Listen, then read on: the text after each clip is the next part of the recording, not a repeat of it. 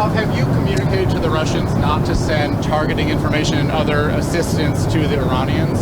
Strongly said that. And do you believe that they are? I hope they're not. Do you see any evidence? We don't know, but it's not doing very well. If they are, it's not helping much. If you take a look at what's happened to Iran in the last week, if they're getting information, it's not helping them much. What would it mean to you if they were? I mean, even if it's not helping the Iranians particularly much, it's still involving themselves in a conflict that they're not directly. They'd say we do it against them, wouldn't they? Huh? Wouldn't they say that? We do it against them. I don't know. Look, they can give all the information that they want, but the people they're sending it to are overwhelmed. Russia would be overwhelmed too. Anybody would be overwhelmed. We have the greatest military on earth, and I built it in my first term, and unfortunately, I'm forced to use it now. But when you look at what we did with Venezuela, when you look at what we did with the B-2 bombers, that was a very big moment because Iran was going to have a nuclear weapon within 2 or 3 weeks, and that stopped it, and it stopped it cold.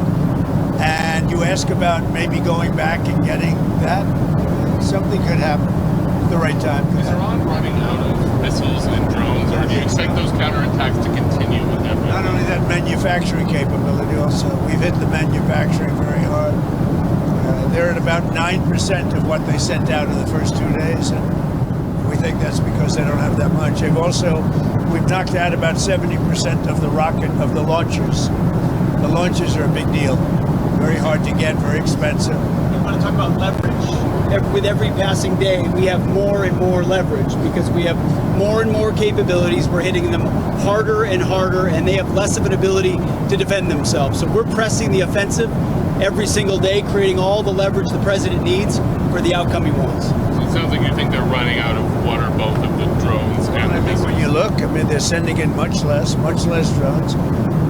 They're being decimated now.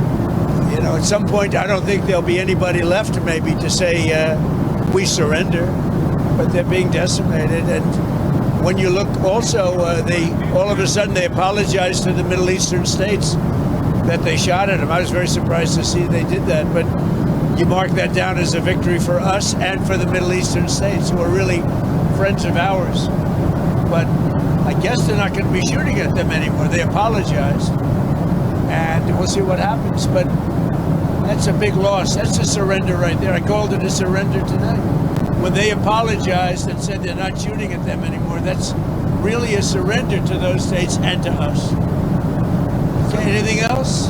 Some Iranians are concerned that the Kurds will carve out kind of an autonomous region as they did in Syria and Iraq. We're not looking to the Kurds going in. We're very friendly with the Kurds, as you know, but we don't want to make the war any more complex than it already is. No. You've ruled that out? We don't want, I have ruled it out. I don't want the Kurds going in. I don't want to see the Kurds get hurt, get killed. We've had a good relation. They're willing to go in, but I've told them I don't want them to go in.